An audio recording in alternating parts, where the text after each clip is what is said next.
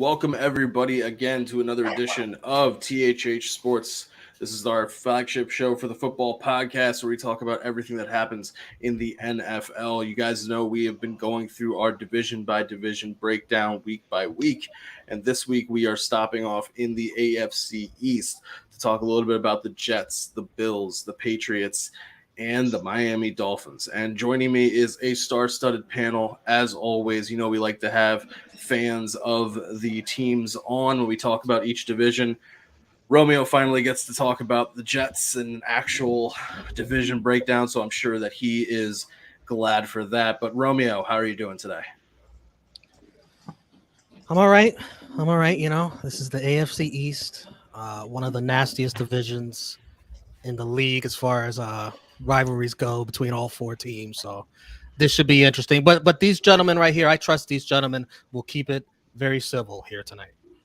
I'm sure they're also going to keep it completely unbiased as well in their takes.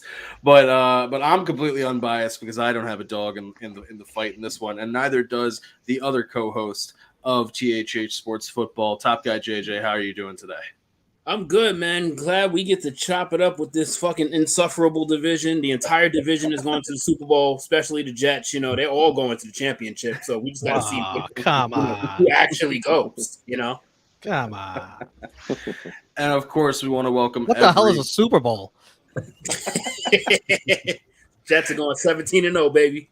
And, of course, we want to welcome everybody in the chat. Hit the like button on this video.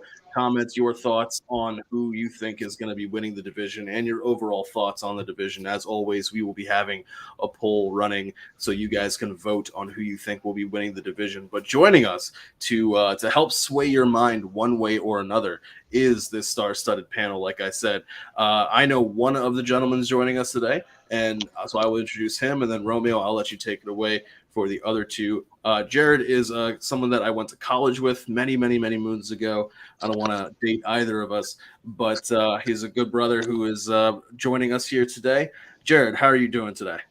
I'm doing great, man. I'm doing great. Excited for the season to start. Can't start soon enough. Absolutely.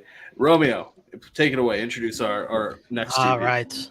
I know both of these gentlemen from a group on Facebook, Sports Analysts, The Analysts.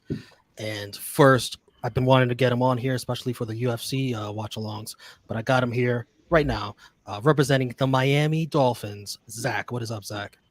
What's up, fellas? Glad NFL's here, a couple weeks away, and I cannot wait to discuss how each team's going to do. And I also know this gentleman from the same group, representing the Buffalo Bills, always the optimist. Dan, what is up, Dan? What is up, brother? How are you? Good to be here. Finally.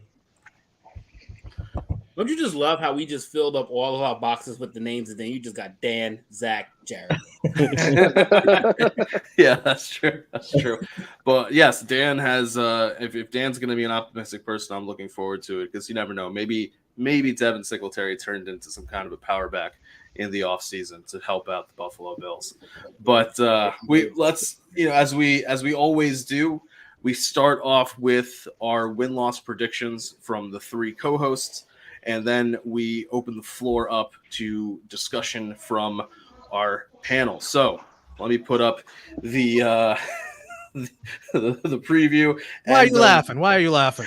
Because I put the thing together, so I know how different we are this time around. And like I'm alluding, it is pretty different this time. We all have the Bills taking the division handily, but that's where we start to defer. Romeo and JJ have the Dolphins. The Dolphins 5-12. I got them going 5-12. John's gonna have to do some explaining. I got the Dolphins going 5-12. I got the Patriots 6-11. The Jets 8-9. So I'll start with please, dude. Damn right you will. You better start with yourself. Holy shit! So and worse. This is going to be my question.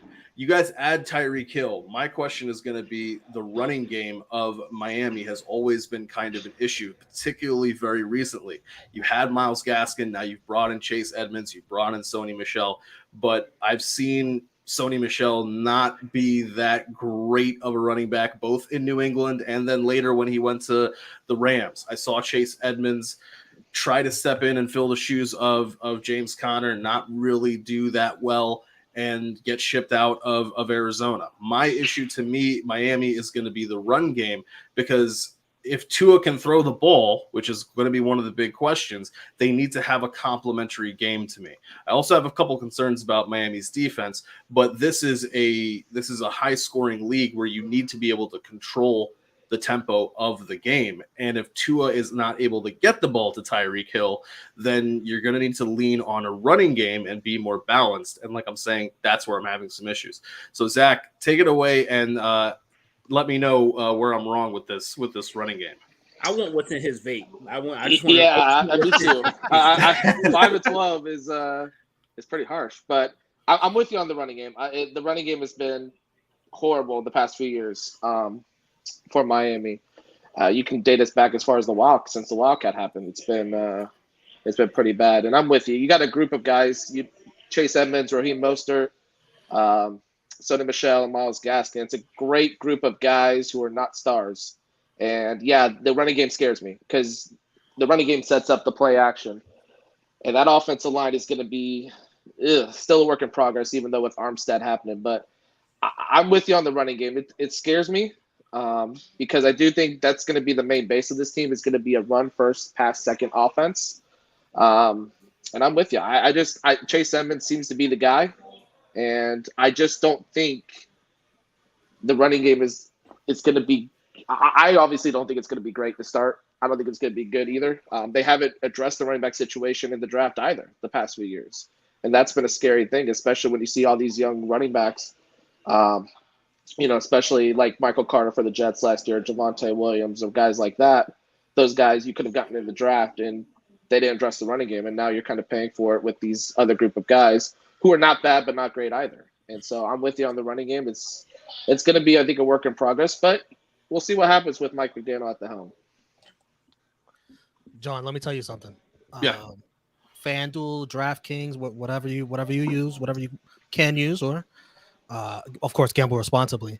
They have these bets where you could like predict how the division's going to go, like team by team, like 1 through 4. Sure. I bet you the odds on that, on what you have, are astronomically high. You need to put like if you put $5 on that division prediction and you win, bro, you might win like $10,000. In all seriousness, I think if you got any record that doesn't have the Jets fourth, it's going to be pretty high. In all seriousness, in that division. Because my thing is, I'm just looking at the Miami schedule. I'm looking at you guys facing the Ravens, the Bengals, the Steelers. Yep. The Browns. I mean, the Browns were originally Watson would have been back. You're also going to be facing the Chargers and the Packers. Yep. Like, to me, those are really, really tough games for you guys to be winning. Not to mention the fact that you're going to be playing the Bills twice. Yep. Yeah. The first part of the schedule: Patriots at Baltimore, Buffalo at Cincinnati. Pretty hard. Yeah, it's going to be a rough start. But then you follow it up with the Jets and at home the Vikings. Like these are like they're not going to be bad coming out of that stretch. No, and realistically for the Dolphins, if they can go 2-2 in those first 4 games, that's a win. In all seriousness, Tua, exactly. And then the schedule gets a little bit easier. The Jets probably not going to be a win, I would say. Minnesota, I'm higher on Minnesota than a lot of people. I think they're going to win the North. And then you get kind of some easier teams. You get Pittsburgh, which I don't know how good the Steelers are going to be. Detroit, probably going to be better, but you're still better than them. Chicago is, I think, going to have the number 1 pick next year. And then you get Cleveland without Deshaun, Houston before the schedule gets a lot tough. Right, that's what he read off that first 4, but you got to read off that next 6. Yeah, the next Bills, 6 are Lions, Bears, Browns, Texans, Niners. So to me, who the hell is afraid of that? So then to me, the question is going to be those teams. Just recently, we were doing our NFC breakdown for the North. A lot of people were talking about how the Lions are going to be looking much better, are going to be so much more competitive. I agree. If we're thinking that the Lions are going to improve, they should stand a chance in a home game of beating Miami. We still pick 10 losses.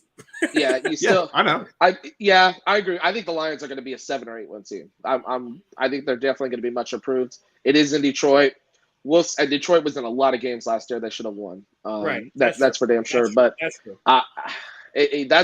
I'm so on the fence on that game. That's the one game to me, if you look at the schedule, that's just like, man, it really could go. Big Mike way. is a Lions fan. Big Mike. And he's letting it Big be Mike's a known. Lions fan. We are beating the Dolphins. He has that chalked up. It wouldn't surprise me. I'm high on, like I said, I'm high on Detroit. And a lot of people are this year. But like you said, after Detroit, they should win those 3 games: Chicago, Cleveland, Houston.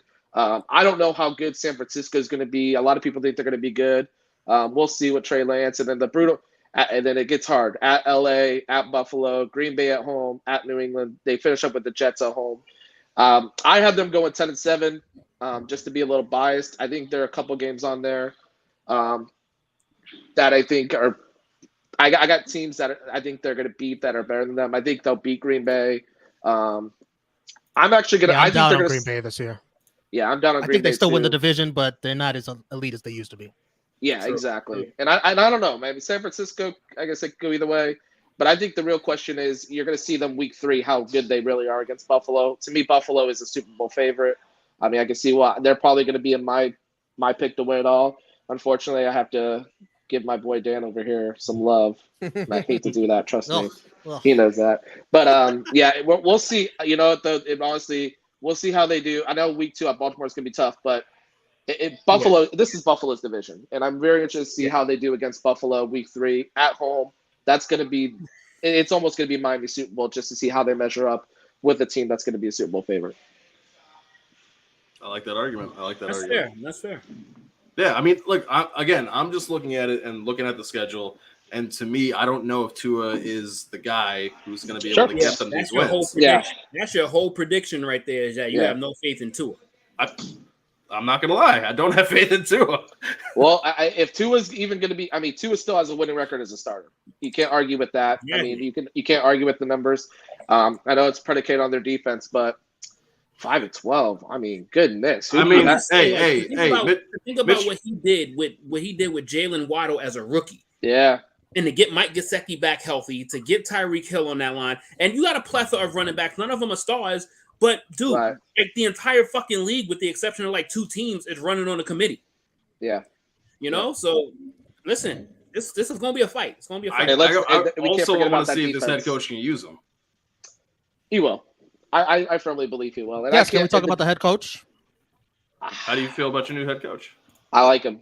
I wasn't a fan of the Flores firing, but this league is going in an offensive direction. And I understand the chemistry between Flores and Tua was awful, and we'll see how he does with Mike McDaniel. I think Mike McDaniel's going to open up this offense quite a bit, and I think you're seeing a little bit in the preseason. I mean, I know it's preseason, but hell, Skylar Thompson's throwing all over everybody.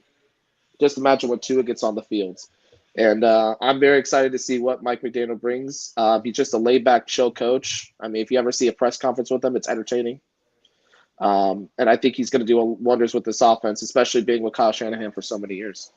Yeah, one thing that does give me some faith and makes me maybe want to err on the side of caution with my win-loss record is because he comes from San Francisco and because he was predominantly the run game coordinator for such a long period of time, and they do use a platoon of running backs. That I was like, all right, but I want to be able to see it. It's one thing, and he did get Raheem Mostert.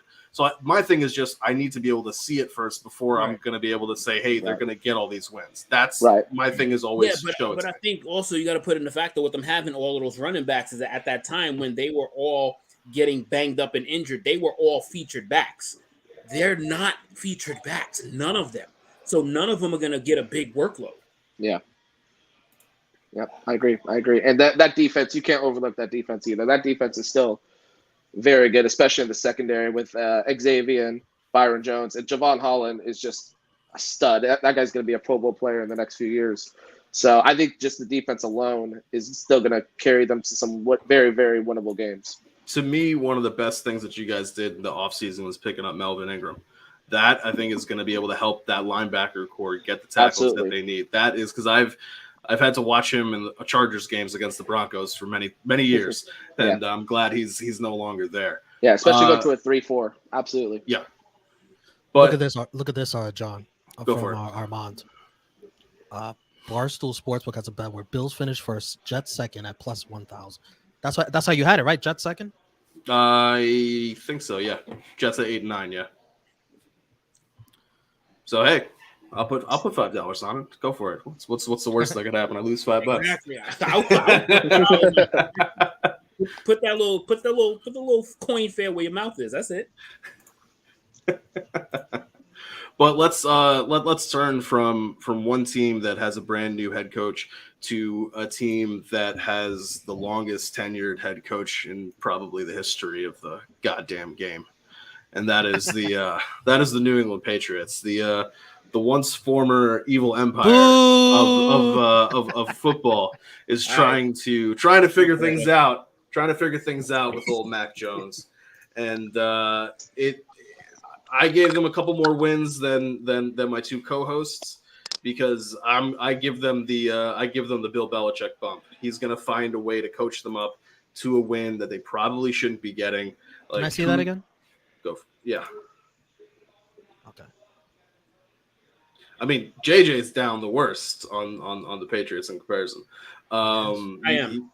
You have no faith in Bill Belichick figuring something out. But I'm with your argument that Bill Belichick gets the wins. I'm with that. Yeah, and that's why I gave him 4 wins. Because other than that, this is like one of the worst teams in the NFL, like roster wise. Like, so they are definitely rebuilding. And one of the things that's interesting there is that Bill had never really had that great of a track record at drafting wide receivers. Great at undrafted free agent wide receivers and identifying talent there, but for some reason in the draft he had a tendency to strike out. So we're gonna be watching Tyquan Thornton, that second rounder out of Baylor, to see whether or not he finally figured out what to do when it comes to the wide receiver position. But they ship out N'Keal Harry. They brought in a couple more guys. They brought in Devontae Parker. They threw a parade when they did that. Wow, Patriots fans. They were like a 7th round pick. We'll take it. You could have had him for an 8th round pick if that even existed. They brought in Devontae Parker. So there are a couple guys there. They're not really anything crazy when it comes to superstar wide receivers, but that's sometimes been the MO of New England. But that really worked when you had that Tom Brady guy behind center. And the jury is still kind of out on Mac Jones. He's did pretty damn well last year, but a lot of that felt like a bit of a game manager situation where he just was not supposed to make mistakes. And as long as he did that, they used a power running game to help cement some wins. So, Jared, I want to ask you, how do you feel about the Patriots in general when it comes to the season, and also now about Bill Belichick finally having to really build a team when he doesn't have Tom Brady to rely on for, I don't know, like 8 wins at least? I mean, I'll tell you, it's definitely mixed emotions. You know, it's exciting in one sense in that, you know, it's the first time really since they've been wearing these jerseys where you have the opportunity to be either 11-6 or 6-11. You know, like there's I think Mac Jones takes a big step this year. It's difficult not knowing who's calling plays. I think with Belichick at this point, he's just kind of he's trying to do it his own way. You know what I mean? Like, he's been so successful for so long, and nobody's checked him for so long. It's like he's almost handicapping himself and trying to prove it to everyone that he can do it. You know, so I mean, we'll see how it plays out. I think you guys are undervaluing their talent a little bit. Defensively, I think their linebacker core is going to take a step forward this year. I think their pass rush is going to take a step forward. They're not going to be able to play man coverage with the corners they have, unless the rookies that they picked up, the 2 Jones kids, you know, can fit in. But you know, it's going to be an interesting year. I think you guys some haters though. There's some real low win totals. Doing this win-loss prediction, right? So I like looking at this is a schedule I looked at, right? So Yeah. I'm read off their final 7 games, let alone their first 6, because their first 6 is fucking gruesome. Their final 7, they have at Minnesota, home to Buffalo, at Arizona, at Las Vegas, home to Cincinnati, against the Dolphins, and they end the season at Buffalo. How many wins you getting out of that? No, I understand. Like, it's That's what I'm saying. Their schedule is rough. but you got to understand the whole AFC East has a tough out of division schedule. So these teams are beat up on each other, toward the end of the year. Like, the last game with Buffalo, I think they may have a shot to win because they're probably going to sit Josh Allen. They're going to be so far ahead in the division at that point, And like, dude, the Jets and the Dolphins late in the season. That's true. Bro, Get them where you can. We'll split with the Dolphins. We always do. We're going to sweep the Jets. I'm sorry. But, I mean, the Patriots you have the confidence to say that seriously, because the Jets have not beaten the Patriots since I don't even know who was president when the Jets beat the Patriots. But as a Jets fan, I expect this team is good enough that streak has to come to an end this year. It's got to come to an end at some point. It's going to come to an end at some point. I just don't think it's this year. The Patriots are extremely mediocre. They're deeply mediocre on the talent, where some teams have higher end talent, but as you go deeper into that roster, deeper into the season, they have some real low end talent. The Patriots are mediocre the whole way through, really no high end talent. But what people forget is that, Tom Brady was a game manager his first 2 years. It wasn't until he started, breaking all the records in 2007 that people were really even considering him with Peyton Manning. Like it was Peyton Manning had the stats, Brady had the Super Bowls, and that started to switch when he started getting some offensive talent. So I mean, Mac Jones did a lot with a little last year. And this team, if the defense is as good as they look, I mean, joint practices they've been playing well. I mean, obviously, they're playing well in practice, and is that a function of the offense sucking? Or is the defense really dominating? The defense is playing well in the joint practices too. So I don't know. I think this might be built more like a Patriots team of old. Their running back core is. I'm so upset. I don't have the Allen Iverson practice clip loaded because I would have said practice. Talk about practice. It's that time of year, man. They all Pro Bowlers in practice. It's a whole new roster, I mean, I have no faith in Joe Judge, Matt Patricia. Like, I don't know what the fuck Bill Belichick's doing. Like, it feels to me like Bill Belichick is doing the Pootie Tang album where he's just going into the booth and fucking not talking and seeing if it'll sell. You know what I mean? It's like, I don't know what the fuck he's doing. He's trying to out Belichick everybody, and sometimes that's to his detriment. But I mean, the running back core is really deep. Ty Montgomery is going to be a nice slide in for James White. J.J. Taylor is a good kick returner. Nia Stevenson. And Damian Harris. I mean, I think Damian Harris may be a 1,000-yard rusher this year. Does he like Damian Harris enough to make him a 1,000-yard rusher? I think he does. The way he works, I know he scored a billion touchdowns last year. All you Ramondre Stevenson fans in fantasy, take notes. I mean, Damian Harris was at 929 yards last year. So yeah. 1,000 yards is not. In the mind of Bill Belichick. Oh yeah, 15 touchdowns. 15 touchdowns. Overdrafting. So I mean, it's an exciting time because it hasn't been this open in a while. You know what I mean? Each regular season game means a lot more. But I mean, I got to hand it to the Bills, man. They're definitely a Super Bowl favorite. I mean, y'all waited long enough. All y'all motherfuckers waited long enough. Take it while you can. Yeah, take it while you can. Just enjoying it right now. I think can we add who's backstage? Yeah. Hold on. He's got some things he needs to put away. That's probably helping him with what he's about to say. But ladies and gentlemen, we do have a seventh person joining us, a fellow Jets fan for Romeo. Chris, how you doing today? Romeo, you fucking lied to me. You told me this was a Jets fan safe space. I don't feel safe in here. There's the enemy in here. The enemy is in here. They're amongst us. Oh man, y'all jumping me? No. What's going on, fellas? How's everything going? Good, man. How are you? That throwback Revis Island. Yo, this is the only good. I got a Sam Darnold jersey. I wasn't bringing that out. Yeah. I'm not doing that. I wasn't bringing out the Plaxico. I was going to bring out, where's the AFC East? My man couldn't even beat out Baker Mayfield, bro. That's sad. That is I got a comment I want to read from RJ. They had a chance to mold Mac, but you need Josh for that, Josh McDaniels. Now he's got defensive coordinators running offense. Yeah, there is no actual offensive coordinator right now for the Patriots. They have a bold strategy. That's a bold strategy. So this is what they He have. started as our offensive line coach. They have Matt Started as our Patricia. offensive line coach. They have Matt Patricia as the senior football advisor / offensive line. They have Joe Judge as offensive assistant quarterbacks, and then it's running backs, wide receivers, tight ends. There is no actual offensive coordinator. And there's actually no. I mean, technically speaking, there's no defensive coordinator. We all know it's really Belichick.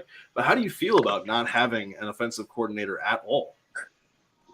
I think it could potentially be detrimental to Matt. I mean, I trust Belichick. I think if it was going to be that detrimental, he wouldn't do it. But yeah, I mean, it's kind of a clusterfuck, man. It's a mess. It's like it feels like that positionless basketball shit. You know what I'm saying? Like, at the end of the day, you still need a defensive coordinator, an offensive coordinator. And at the end of the day, the Celtics weren't any good until they had a real center. So all that positionless shit, nameless shit, you need it. And I don't know what the fuck he's doing. And that's the biggest potential downfall for the Patriots this year. Honestly, it's not the lack of talent. It's that. Well, if we want to talk about a lack of talent, that is something that the New York Jets no longer really have. They've been adding you scared pieces. Me there. You scared me there. You had me in the first half. I was like, oh. They've been adding pieces left, right, and center. We had three first-round draft picks in this most recent draft. You added Sauce Gardner, you added Garrett Wilson, you added Jermaine Johnson from Florida State on defensive end. And that's before we even get to the second round where you picked up Breece Hall as a running back to help out with Michael Carter. Man, if there was ever a time for the Jets to try to challenge for at least the second seed in the second spot in the division, that's why I put them. That's why I put them in second, because this is John's a believer. This is a huge amount of talent. But the question is, can the boy lead them? So, Romeo, I want to start with you as the Zach Wilson guy. How do you, especially now with Saleh saying that he's going to put him back out there week one if Wilson is healthy and ready to go. How do you feel about Zach Wilson in his next year of progression? I feel provided he's not rushed and they take their time and he comes back 100% healthy, comfortable enough to run around and scramble, because that's a big part of his game. I think he's going to have a better year, and I think we're going to see what Zach Wilson is capable of, because they did what they didn't do for Justin Fields. They put talent around him. Garrett Wilson, they got Elijah Moore. Corey Davis doesn't have to do so much because Corey Davis sucked last year.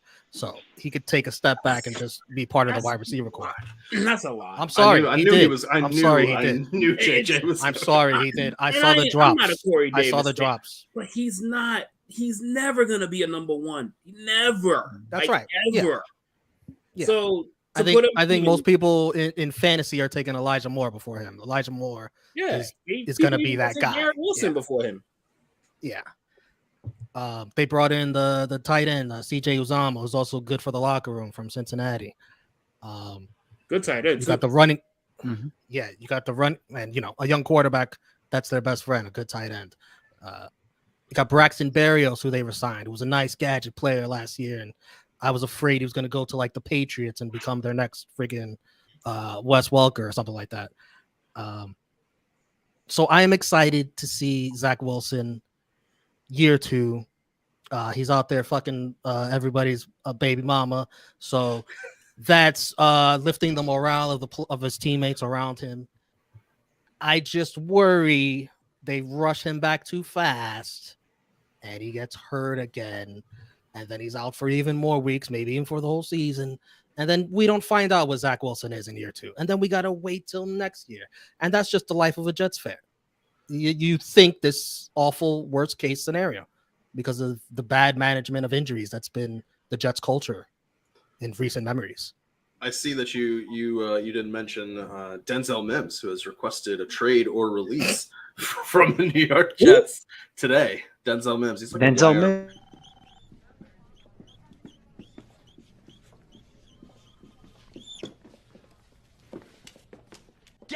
the fuck out. Like, who? Some no room for him to play. hefty trade rumors, hefty trade Yo. offers, man. They're giving Romeo 7th round just pick named- and a bag of Doritos. Because I feel like Chris has an inside line to what's happening here. So Chris, could you just say again what the current trade offer is for Denzel Mims? The highest offer I've seen is a 7th round pick and a Doritos Loco Taco. And I'm not gonna lie, that Doritos Loco Taco is the kicker. So, And that'd be a bargain. That'd be a bargain just to get tacos.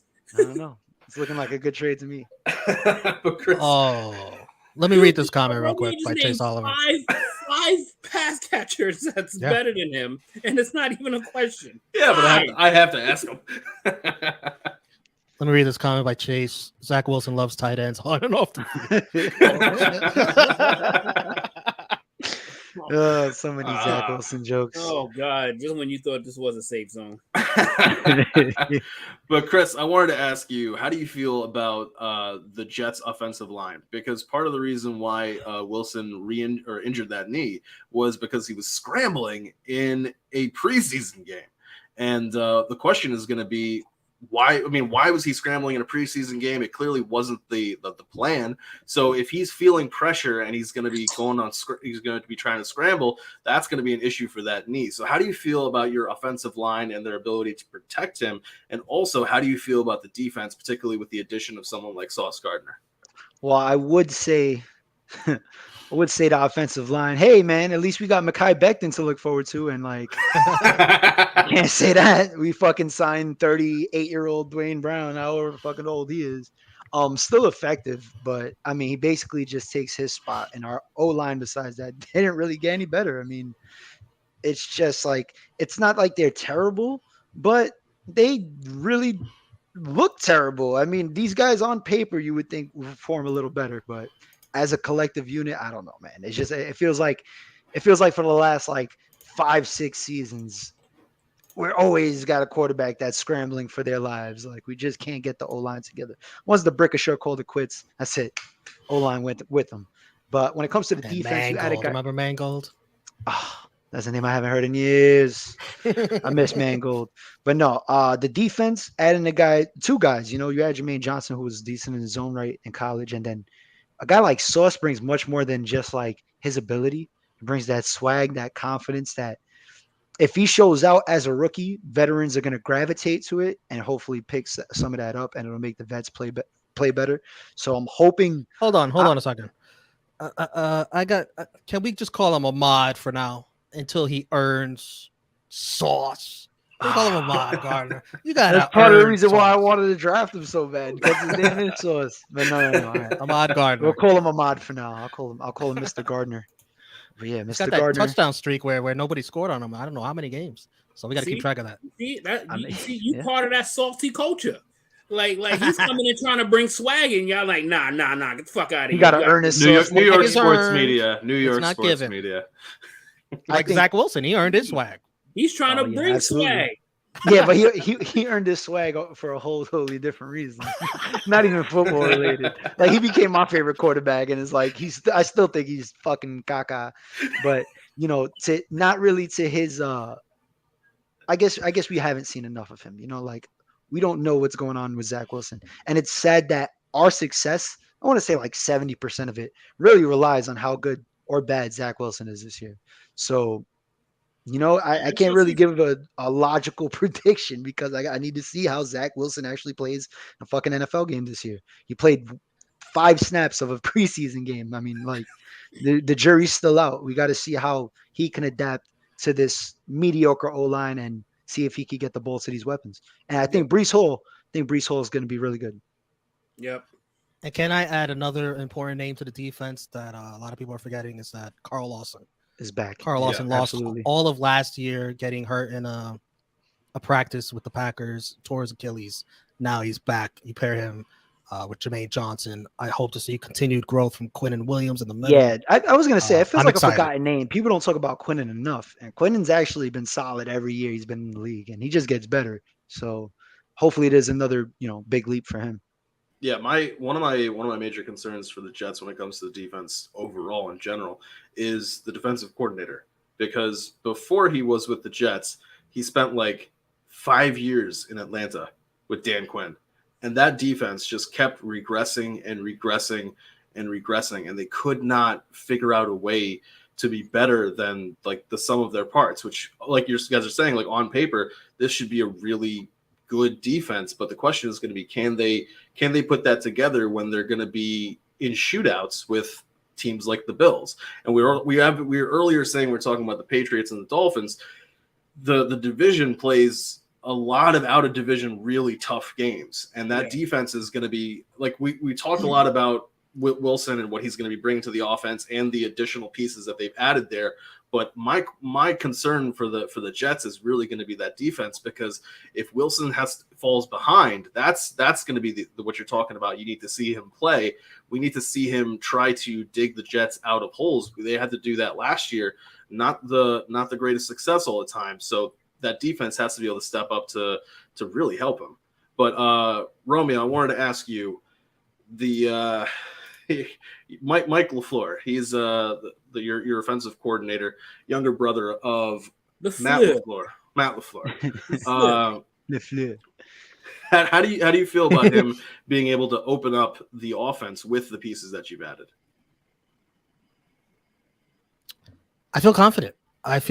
I mean, there are enough pieces here that I don't think there's any excuses, unless the offensive line is just absolute shit and dreadful.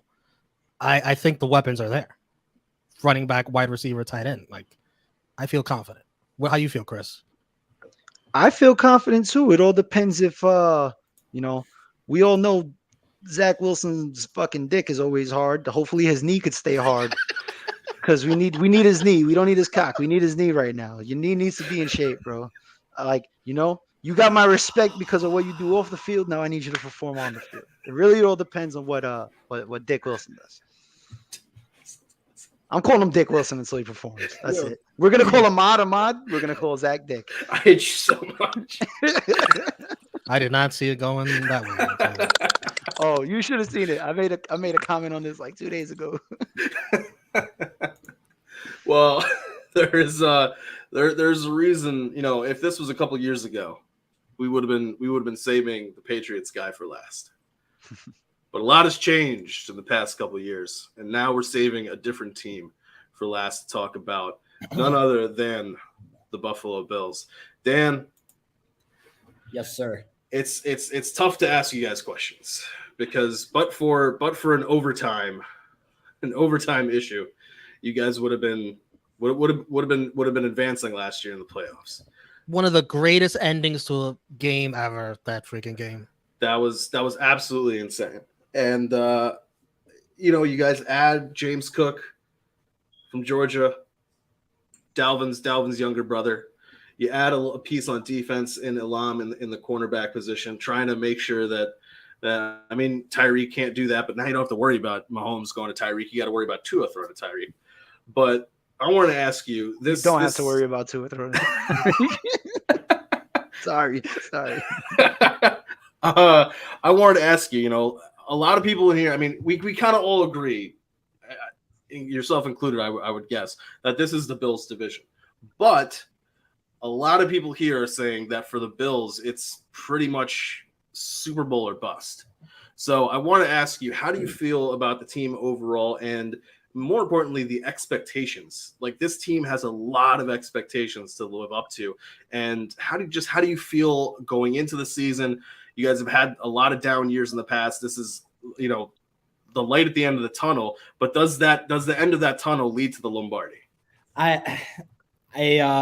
The expectations, man. I'm having a good time with them, to be honest with you. Like, I've waited a ton of time to have expectations for anybody to like schedule. Like, everybody's talking and they're like, oh man, the hard game is against Bills on this time and Bills on that time. I remember going back and like people look on their schedules on their fridge and it just we got the Bills. Oh, W. We got W. So like it's different. It's way different being on this side of the coin. And that bigger the expectations, the bigger the letdown, right? And I think about that a lot. I'm like, man, like what if we get there and we don't finish it again? Or like, what if, this season we just do dookie and we get out there, injuries crush us. And, it's things you think about, I guess. But I'd much rather be on this side of it. Mm-hmm. Yeah. And we got a rematch on Monday Night Football, sir. Last year's Monday Night Football was fucking awesome. It was really good. I don't know if Josh slipped or if he got hit there, but that was I'm glad. Combination of a bunch of things, yeah. But that game was, I was screaming at my brother's house when all the kids were sleeping. I was like, oh shit. And I feel like we get a lot more games like that now. Like we get that exciting game. We get the Kansas City games. We get the competitive games that, like I realized is when you are in this position that, and more is expected to you and the letdown's bigger, but like the game becomes bigger. Everything becomes, everybody's all in on this. It's Mahomes, Allen, it's the young guns. It's like a whole hype thing. And, going from the underdog, which we were for 17 years, man, like that was a tough stretch to like sit there and like watch the games and be invested and talk to some of these guys and try to like play the mental gymnastics to be like, nah, Tyrod Taylor is going to be an MVP this year, guys. Like, and I do. Yeah. And so like, I'm just really enjoying it and the ride that's coming with it, but nothing's given. We know that the Bills aren't guaranteed to I mean, a lot of this is luck. A lot of this is, staying healthy and what's your depth. And, it's a luck of a coin toss sometimes. And that's just what it is. And I'm hoping with so much that has gone against us in our franchise history that it's just one time it's going to flip the right way. Mm-hmm. And it will. And I think it will. So we'll see. Well, one thing I really wanted to ask the Bills fans was, how do you feel about losing Brian Daboll to the Giants? How do I feel about I wasn't that bothered by it, and I wasn't totally like I liked it because I feel like this is the first time that somebody was like, yo, let me take one of these Bills coaches and make him my head coach. When's the last time that's happened? So like hats off to the Bills coaching staff. McDermott, man. Bringing McDermott in and changing the culture and like for another team to be like, you know what? They're good enough to be an offensive coordinator there. We want him as our head coach. Mm-hmm. So what's that say about, the Bills franchise and how people are going to perceive us? You know what? You want a starting head coach job? Go to Buffalo. Let Josh Allen make you a head coach in the NFL. Yep. Mm-hmm. So now hold on a second here. You don't think Josh Allen's going to miss Daboll? Because what was Josh Allen before Daboll? I mean, do I think he's going to miss Daboll? I think that the Bills are lucky and they're blessed, honestly. I think this was one of the things that people are talking about is what's going to happen when they move on to Ken Dorsey. But let's remember that Ken Dorsey has been sitting with Daboll this entire time. And, I was thinking Ken Dorsey's a quarterback. He's been in these high pressure situations, that championship run in Miami, he's been on the ground. He's been where Josh Allen is right now. And how much is that going to help him? I mean, he was one of the most coveted head coach candidates until the Bills luckily got to re-sign him. I think that the Giants may have chose Dorsey over Daboll had Buffalo not jumped and gave him the offensive coordinator position. And a lot of that came from Josh Allen and their relationship together and all the feedback that Buffalo was getting from Josh Allen said, hey, I'm comfortable with this guy. We've been here. Our wires are not crossing. Like we're on the same page. And I think that type of continuity, although we do lose Daboll, who was nothing before he had Josh Allen either, Romeo. He had some of the worst offenses in the NFL dating back to, Dallas and all that. I mean, he saw some success in college, but if you look through his NFL offensive coordinator, he wasn't really good before Buffalo. So we'll see. Is it the coordinator or is it the quarterback? I mean, we saw what happened with Brady once he left, and I don't know. I'm excited. I think Dorsey's going to step right in, and I don't think they miss a beat, quite honestly. I think it's to the point we've seen enough of Josh Allen to know that he's talented enough to play at an elite level, regardless of who the coordinator is. And I was not a Josh Allen guy at all in the draft, like going into the draft. That year that all these quarterbacks got taken, Josh Allen, he was slightly ahead of Josh Rosen for me. Josh Rosen was the one guy I was like, I don't want him. But I think we've seen enough of Josh Allen to know he's talented enough. I think he'll be fine.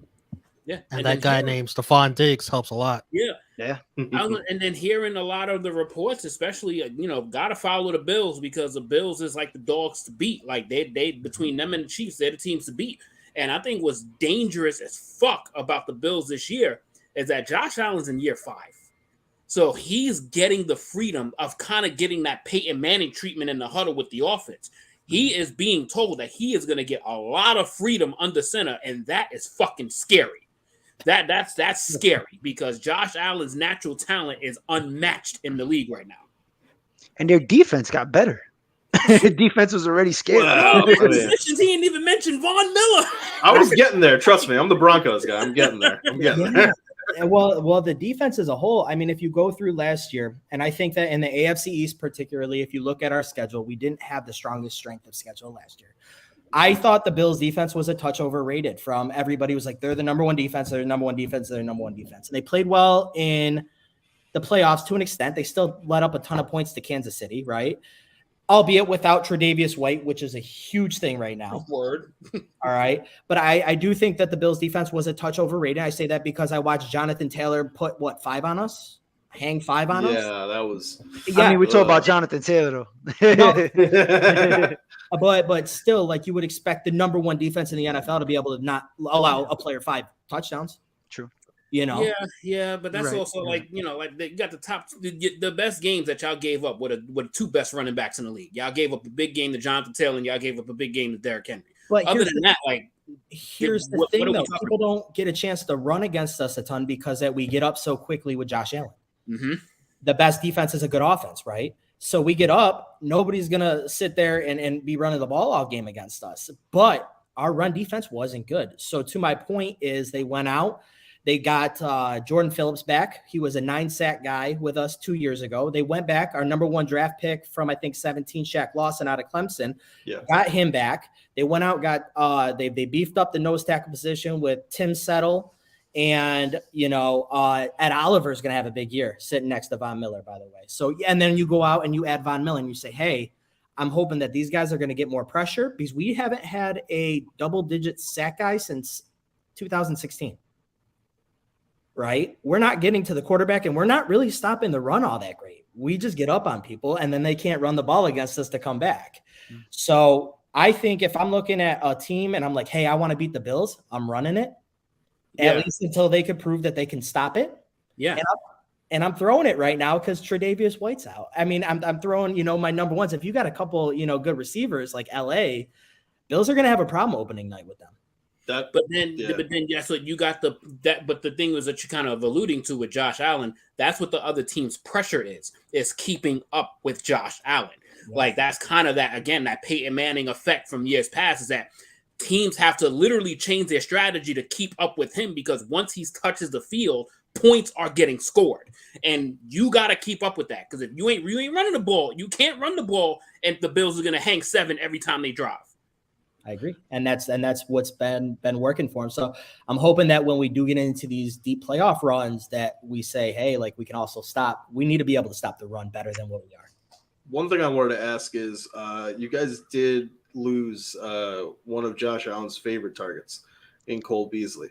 And it was kind of really underrated in kind of what he brought to the team in that slot position.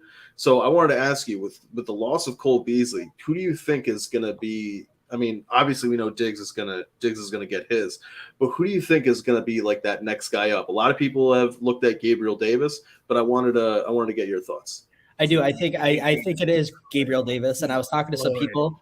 And I mean, I've been watching him since his rookie year, and I saw the hype. He just hasn't had his reps. He's been buried, learning, sitting there, cooking. And he came out against Kansas City, and you saw what Gabriel Davis did. There's not a lot of wide receivers in the game that are going to be able to do that. He's the only one with 4 touchdowns in a playoff game. Can I give a little quick hot take? Yeah, let's hear it. Mid-season, Buffalo Bills sign Odell Beckham Jr. That's been a hot take, but he made a difference last year. He did make a difference last year, but so we're talking about Gabe Davis, right? And I was talking about, hey, I think he's going to lead the Bills in touchdowns this year at the wide receiver position. I really do. I think Stephon Diggs is going to take enough pressure off of him. It's going to keep him open. All right. And I think that Gabe Davis may end up being the touchdown receiver. That's kind of we'll see how that goes. I don't hate that. I think that's not a bad take right there. And then Isaiah McKenzie's our slot guy, and he did wonderful against New England last year. Everything I've heard out of camp is him and Josh Allen are clicking. And then behind him, our number 5 pick, Khalil Shakir, has been lighting it up and is looking like a stout veteran pick in the 5th round. And he could fill in too there at the slot position. And then you can't forget Dawson Knox. That comment right there. He's really good. Dawson Knox. He is very underrated because he deserves a lot more credit. That dude let's just hand the Lombardi right off to the Bills then. Let's just I told you how you beat the Bills. At least last year's model, I told you how you beat them. And you do exactly what Indianapolis did. And that's how you could beat the Bills. But you got to be able to have that running back that can keep you in the game that long. Nobody got that.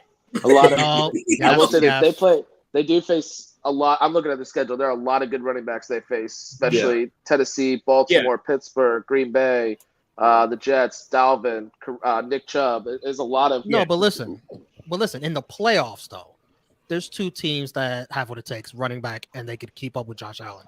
And that's the Chargers and the Bengals to me. They both got the running backs, and they could keep up in the air. I think if Josh Jacobs stops fumbling the ball so damn much, I think the Raiders arguably have a chance. Well, that's why. I mean, that's why the Raiders got they drafted that guy. And the Chargers got to make the fucking playoffs. I agree. They got to go through each other. The Raiders, Chargers, Chiefs. That's going to be our last division. They got to make it first. They haven't been there yet to even put them in the conversation. They're going to knock each other out. Somebody's not going to make it. The other question that I wanted to ask is, a lot of the offense quite literally runs through Josh Allen because it's not just his throwing, but it's also his running. Mm-hmm. And that has been kind of a problem for the Bills because you don't want as much as you want him to be getting those yards, you don't want him exposing himself to that hit that's going to get Matt Barkley or Case Keenum in the game instead. So how do you feel about them bringing on James Cook as, Dalvin's little brother, seeing what he can do, and maybe finally getting that kind of power running back that the Bills have really needed? Because game time, being able to eat up clock once you have gotten up and you don't need to rely as much on Allen's arm can help keep him healthy and keep that offense clicking at a very high rate. Okay. Yeah, absolutely. So I got 2 parts to that. The first part is I don't think you ever asked Josh Allen to take that out of his game. Okay. I think once you start asking quarterbacks to take those types of things out, they're no longer that quarterback that was made to be there. Yes, there is always that possibility. There's a possibility he could drop back on a 3-step drop and throw anybody. Right? But he's a smart runner. He's a smart runner. He's not one of them dudes that runs into linebackers. That dude takes whatever the defense gives. Watching him, he's a smart football player, man. He slides when he needs to slide. Yeah. And sometimes, big games, I expect Josh is probably going to lower the shoulder, and that's just like what it is. But to your point, like a lot of the times he is a smart runner, and he gets out of bounds, or he'll do a couple of jukes and get down, and I think that's going to help him later in his career too, whatever. I'm not going to go off on a big tangent, but being able to step up on the pocket, not necessarily make the run, but it really helps with the longevity of careers, right? Whatever. To your point, though, Devin Singletary averaged 4.6 yards per carry last year, right? And I think it's not really about, the Bills don't have a running back. It's the Bills don't run. That's fair. My identity is I get up to the line, I do a play action, and I'm throwing. I got 5 wide. You know what I mean? Like that's what it is. How much more do you want from a running back, and that's a starting than a 4.6 yards per carry? And that's not including his pass catching. I think Devin Singletary is very underrated. Last year, the last quarter and into the playoffs, he really turned it up. I think when we kind of got our offensive line set, which is what we're starting with this year, that he really started to kind of click in the last quarter of the year. Yes, the beginning of the year was kind of meh, but I think he started to click, especially in the playoffs. He did really well. Yeah, so keep that Singletary talk going. Keep that Singletary talk going. Because the reason why I'm asking is because every year I'm looking at the stats now, he has improved. whether it's the yards, the attempts have increased, the yards have increased, the touchdowns have increased, his receptions, everything has increased. So my question is, why and I think you're answering that. It's just that they don't run the ball, and that's why they get this kind of a rap of why don't they have a power back, or why do they need to go get a better running back? Absolutely. And then you add in how many yards is Josh taking up while he's running the ball around there too. You know what I mean? There's only so many pieces of the pie that can go around with this offense. And kind of running is mitigated to a secondary role for sure. But I don't think he's not effective. He's a very effective runner. Yeah. And I think the thing is that people always want better. They want the next big name. Singletary's not a big name. You know what I mean? Like, outside of the division, nobody probably really cares about Singletary. So he's not that golden pony boy with that name. And people are like, oh, who could we get? Who do we need? But 4.6 yards a carry, I'm taking that all day. You know who Singletary he reminds me of? And I'm not sure if y'all remember this dude at all. Like he reminds me a lot of Brian Westbrook from the Eagles back in the day. Like he's that guy that can do it all, doesn't get a ton of touches, but when he gets the ball, he does work. Yeah, and just very compliment. That is a very I think he gets more, you know what I mean? Like that's pretty high for Singletary, but I do think he is a good, you know, and then also I was going to ask you, you know, we bring in, I think his name is Rogers Saffold from you guys, and he's a guard, and, you know, kind of bolster that line a little bit. I think we upgraded, and the Bills got better. We lost 6 games last year by 7 points or less, right? Or we were 5-1 in those games, in those 6 games. And we were still 11-6, right? I mean, if we can straighten up, do a couple things here and there, I mean, I'm going 13, 14 wins for the team. Yeah, I'm smashing over, right? Yeah. You say, Brian, you say it's a high praise. The man averaged almost 5 yards a carry. He just didn't get 200 carries. I know. Like, gets the ball, he does work. He just, if that man hits 200 carries, 222, like 225, 1,000-yard back, easy. Yeah. Absolutely. And I think, you know, it's only going to get better for him because they can't stack 8 in the box against Singletary. You know what I mean? Like, we're going to kill him everywhere else. So like he should have some pretty big, you know, that's why his average, I think, is so high. Nobody could sit there and squat on us. Nobody could sit there and, you know, put 8 in the box on us and expect, you know, Josh Allen not to pick him apart. So he's got an easier job, and his yards per attempt reflect that to me.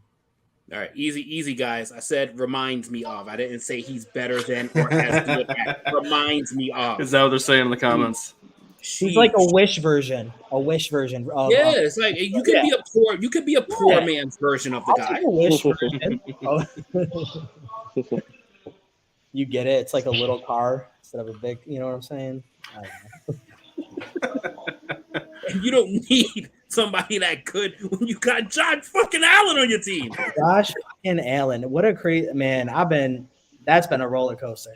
Has your consumption of pistachios increased? I do need to ask. But I will say this, and I want to say that, you know, the one thing, I'm sorry, I didn't mean to ignore your question. Oh, no. You know, obviously there's a big thing going on with our punter right now. And you know, we're gonna get to that. Don't worry. I messaged Romeo. I was like, man, I really don't know if I want to touch on this because like it's such a, you know, a subject that a lot of people can relate to. It's tough, and like, man, what a thing to occur at this point is, you know, and come on out, you rapist! Wow. Wow. God. You saved that. Jesus. Oh my God. So for anybody, just let me briefly, for anybody who doesn't know, Bills punter Matt Araiza is accused, along with 2 San Diego State football players, of gang raping a minor, a 17-year-old girl, last year in a civil lawsuit that was filed today. Involves allegation against 3 current and former San Diego State Aztec football players, including Araiza, and you know it's a pretty kind of sordid story that's going on with this. I have a feeling that if Goodell doesn't put him on the exempt list or anything like that, you guys are definitely going to do something, if not just outright cut him.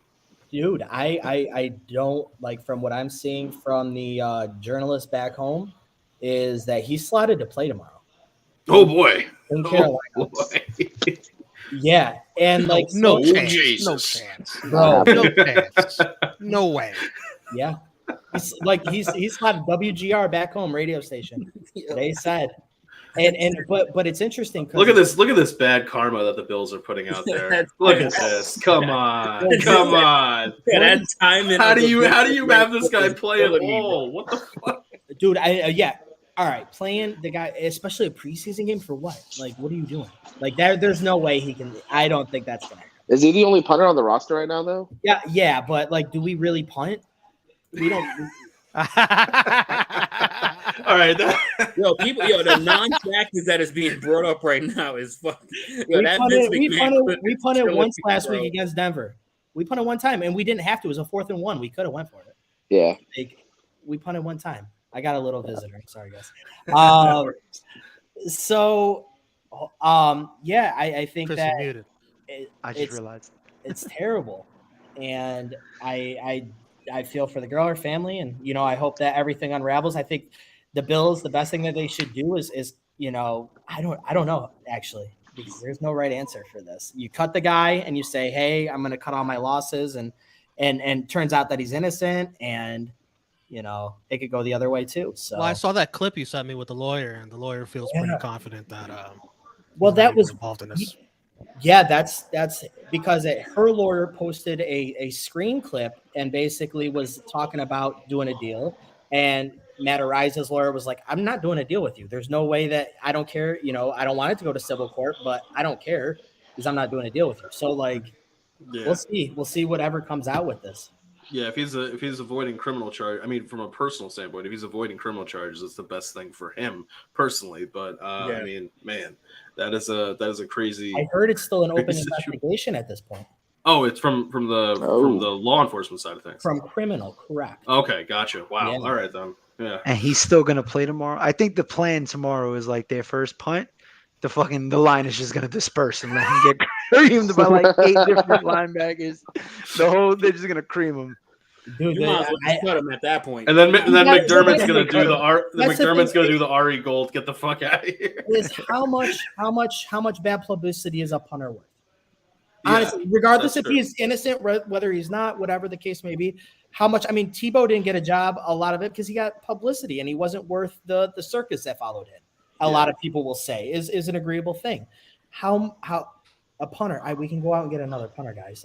And be done with it.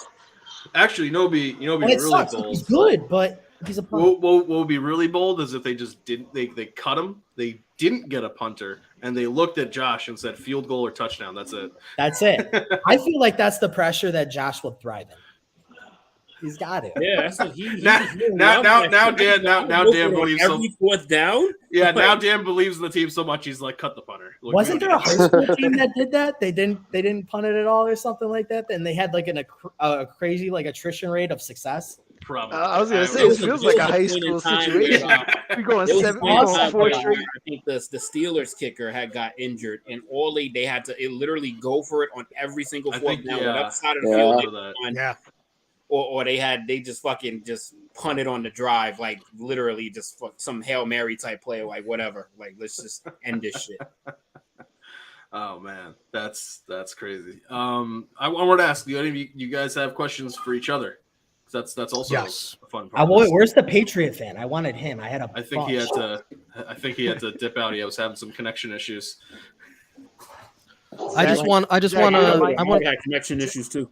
I mean, maybe he knew the shellacking. He knew the shellacking that was coming after all the years of the Patriots. Listen, man, can't be friendly, man. Them Patriots is not going to be good this year, man. I only got one question for Zach. How does it feel to have Brucey from the longest yard as your quarterback?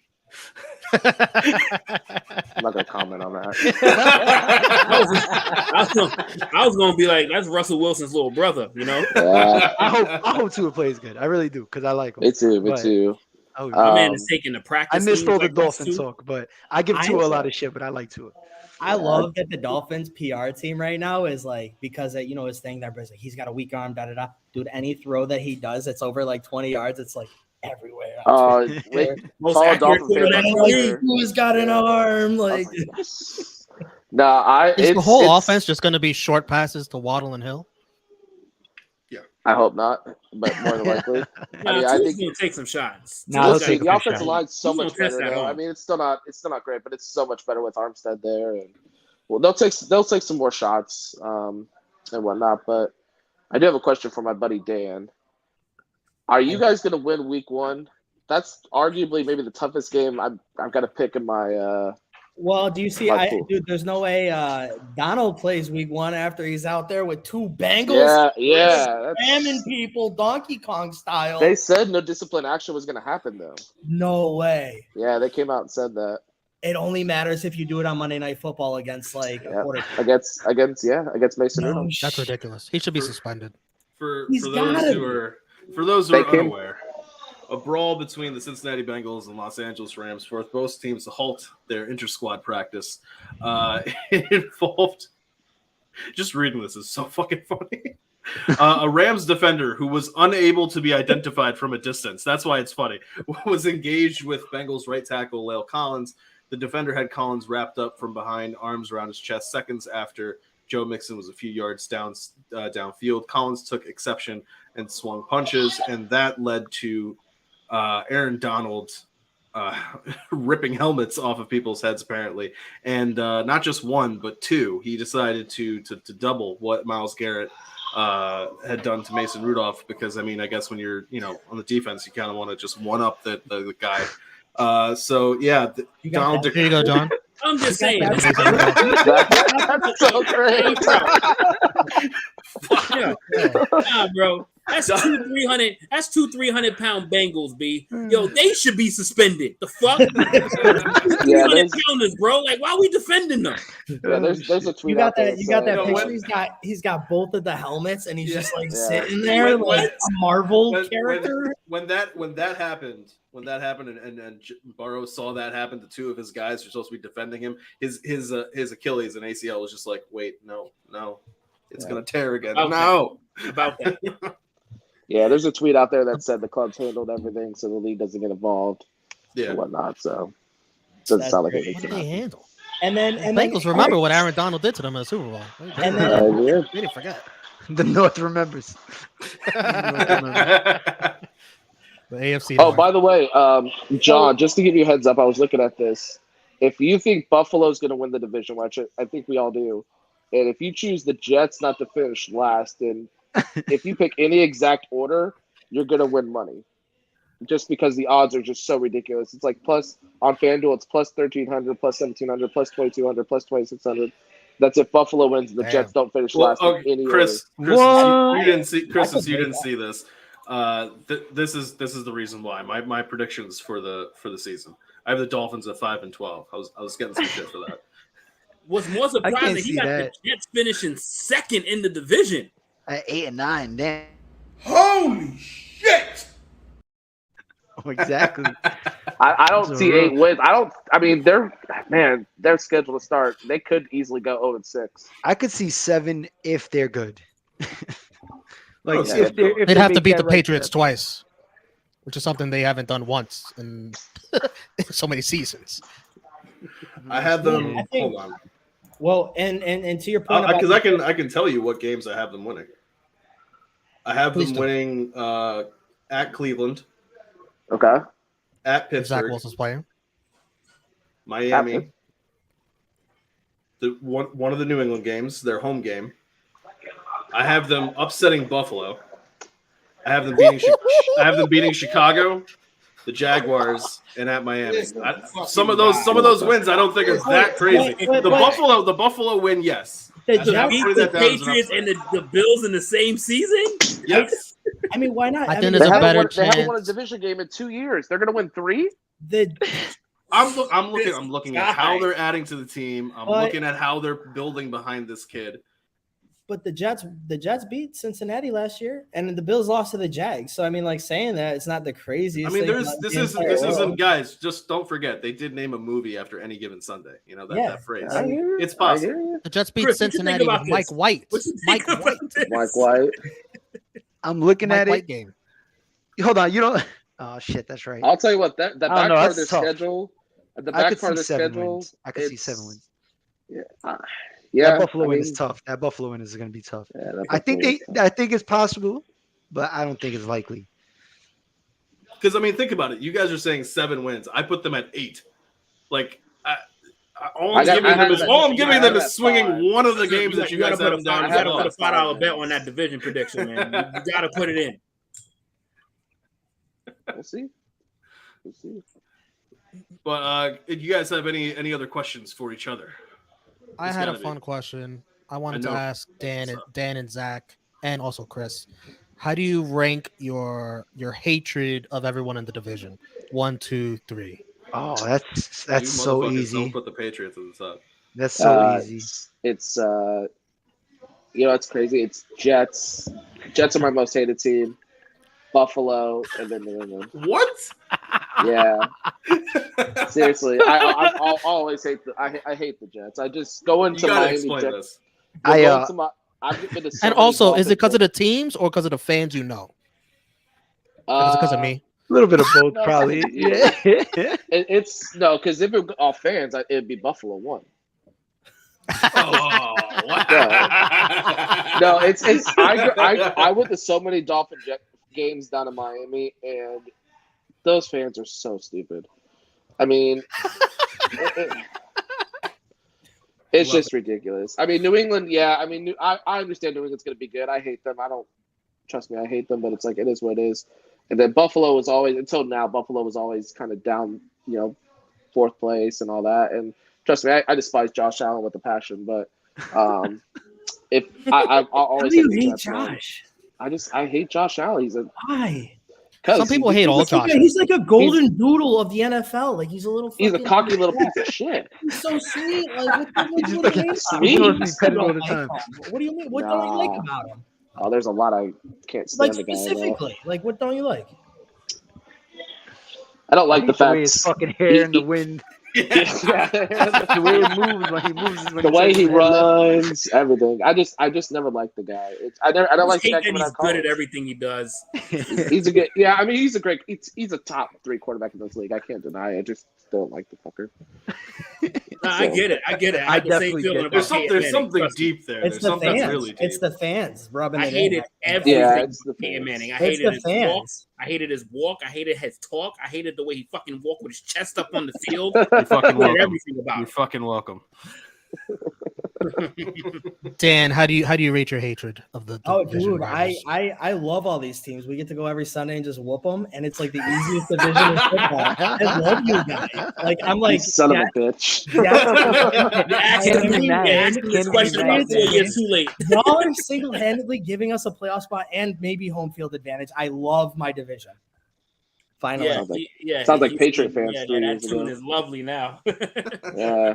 No, I'm just kidding. All right, so like I really hate Miami first.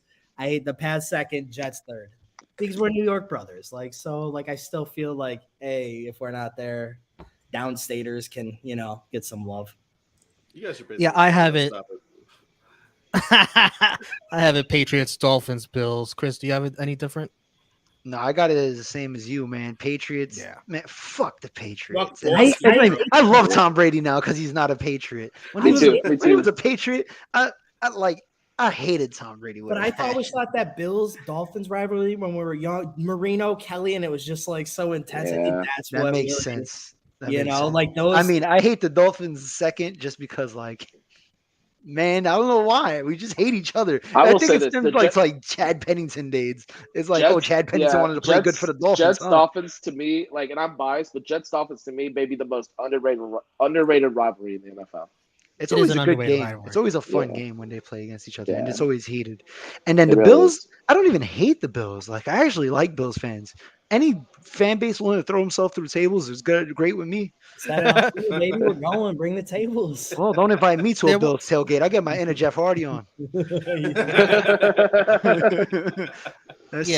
the Bills, I couldn't get mad if they won the Super Bowl. I couldn't get mad. I couldn't get mad. I really couldn't get mad. I'm not going to root for them, but I couldn't get mad. I want to read some comments here in the chat. Yeah, go for it. Chase, Zach, do you get pissed watching Justin Herbert? Yes. Yeah. Yeah, I do. We're cursed. You know what though? Could you imagine Could you imagine? You know what would have happened though if Justin Herbert came to Miami and Tua went to LA? Tua would be balling it up. It's just how Dolphins. It's just ever since Marino, we're cursed. Can you imagine right now Justin Herbert throwing footballs to Tyreek Hill, and Waddle right now? and then having Gesicki as his third option. Jeez. Yeah. If he doesn't get traded. The one and only AK Zach Wilson fuck someone's mom and they win 8 games. very possible. Very possible. Them's the Hey, rules. you gotta do what you gotta do, right? That's a rule. You gotta take down some Cougars to get some W's. Chicago Duke Dog. I can't hate Pats fans anymore. They're Bucks fans now. That's very true.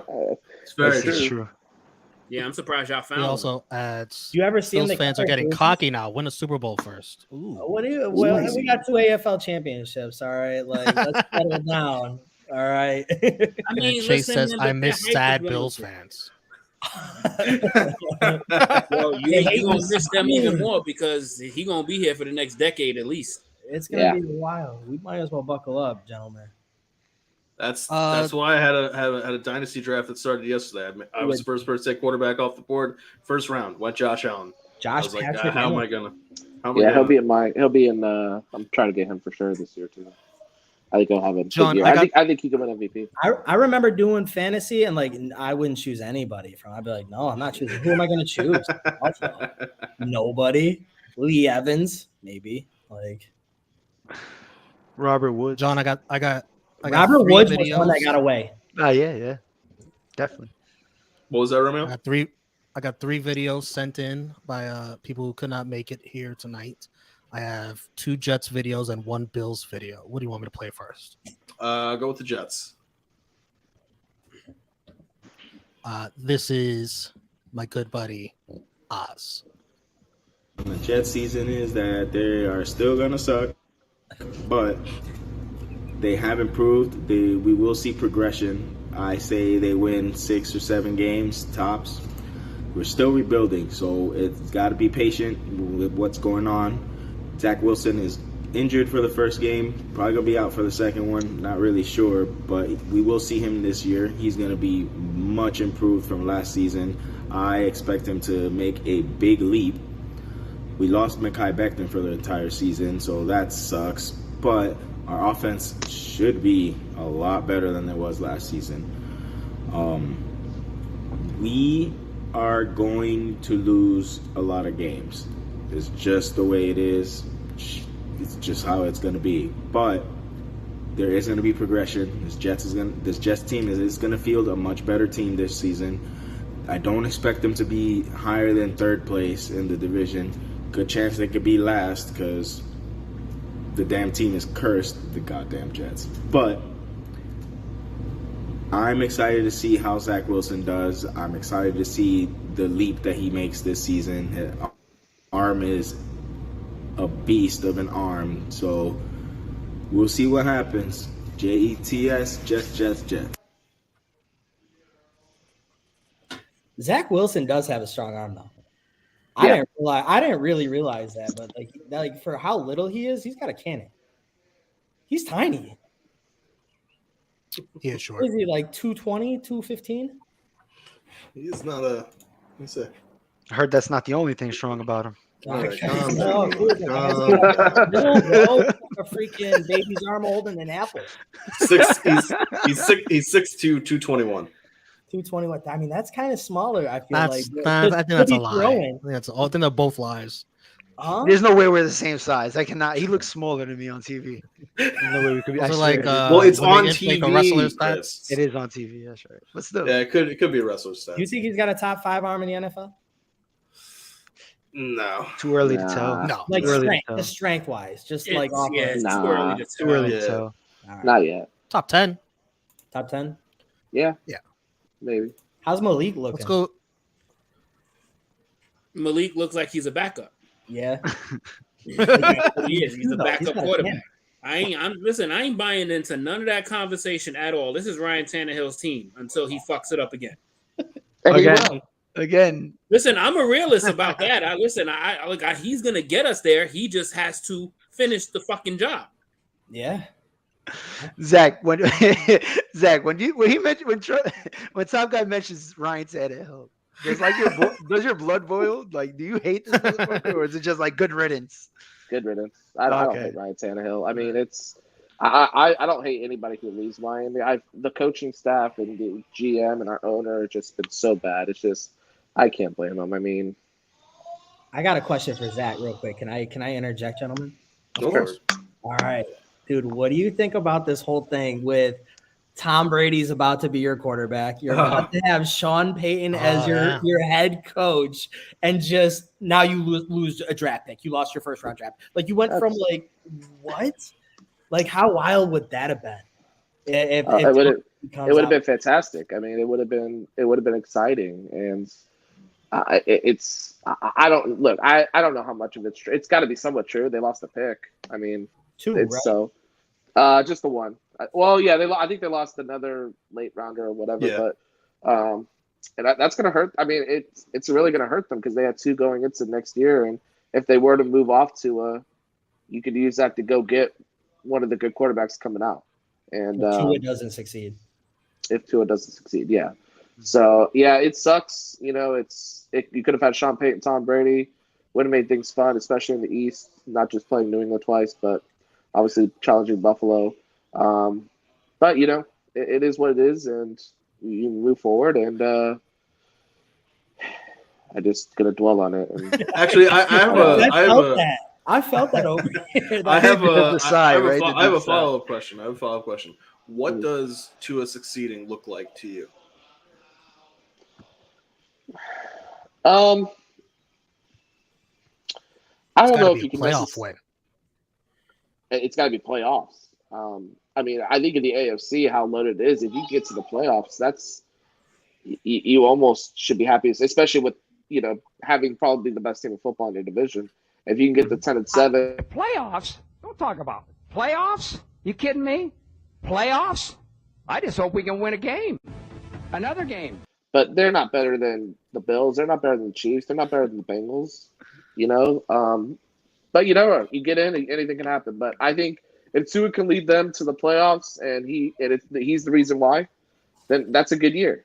But if he's just there for the party and the defense or the run game carries him, then it is what it is. So he'll be more than likely moved off from next year.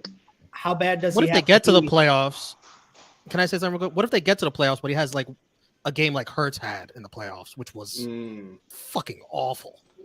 Yeah, they'll move off to him. I mean, they've got to see that Tua is the future. They've got to see him grow as more touchdown passes, less interceptions. Be able to put drives together consistently down the field. 3 and outs are not going to cut it in the NFL. And if you go 3 and out in this league, especially against the good offenses and good defenses you're going to play, you're not going to win very many games. And now with that being said, he does have, like I said, he does have a winning record in this league.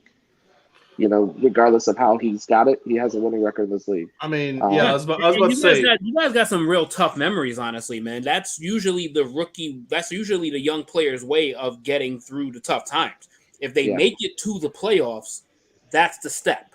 They make it there. They got to make it there first, because you're not gonna you're not gonna get many John Marinos and fucking Joe Burrows coming out the gate in the playoffs. Like, that's just not gonna happen.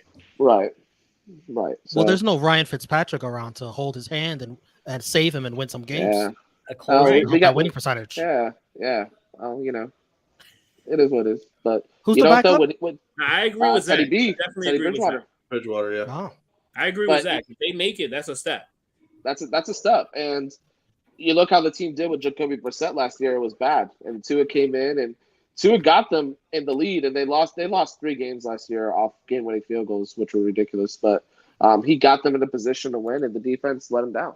And so, if Tua does, Are you I gonna agree ask something, Dan?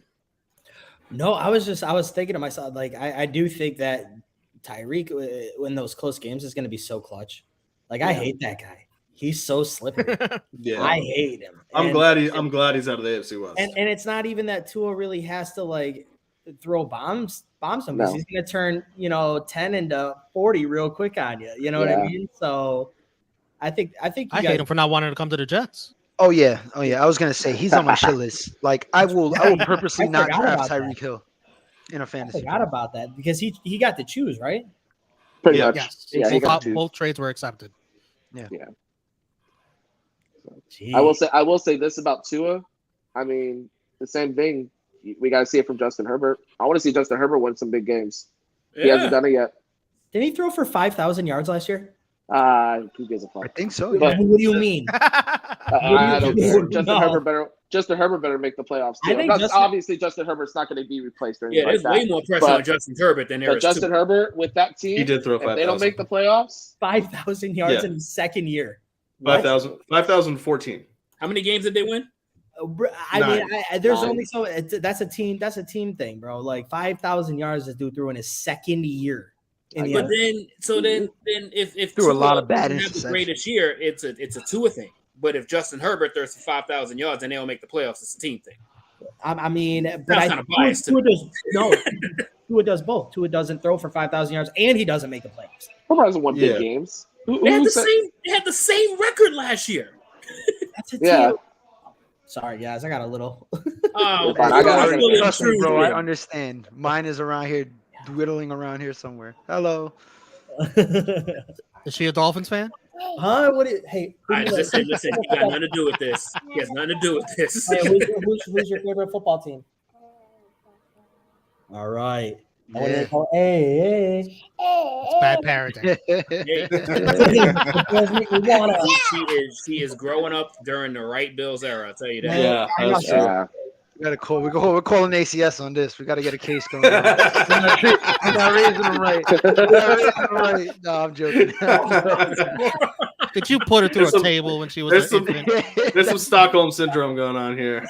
That was her baptism. We were going through the table. Oh, absolutely. When she came out the canal, bro, yeah, she went right Get the tables. Bro, Can I play let me play the Bills fan video. Go for it. A guy both myself, Zach, and Dan know very well. This is Michael. 2022 Buffalo Bills. Huge expectations this year from the fans and around the league.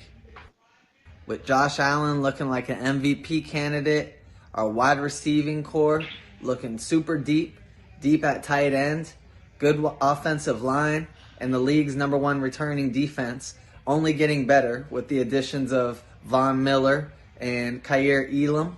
I think we're going to be a good team again this year, obviously. As for me, I'm a little bit biased as a Bills fan, but I think that they'll finish maybe 14-3, 15-2, compete for a home field advantage spot in the AFC playoffs. As far as our division goes, I see the Dolphins being the second place team in the division. I think they'll be probably like 11-6, 12-5, something like that. I think that they will definitely improve. And I see the Patriots and the Jets being 3rd and 4th in some order. I think they'll both have similar seasons. They'll probably be anywhere from 5-12 to 6-11 this year. Both of those teams. I don't see that they're really anything special, although I do think the Jets have improved a little bit. So I think the Bills will get a home field advantage spot. I think they'll go deep in the playoffs. I could see us getting to at least the AFC Championship. Personally, I've got us playing in the Super Bowl. And I think depending on who we match up with in the Super Bowl, I think we have a really good chance of winning it.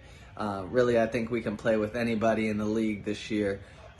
This is a big year. So, as a fan base that sat through a 17-year playoff drought, this is what we've been waiting for.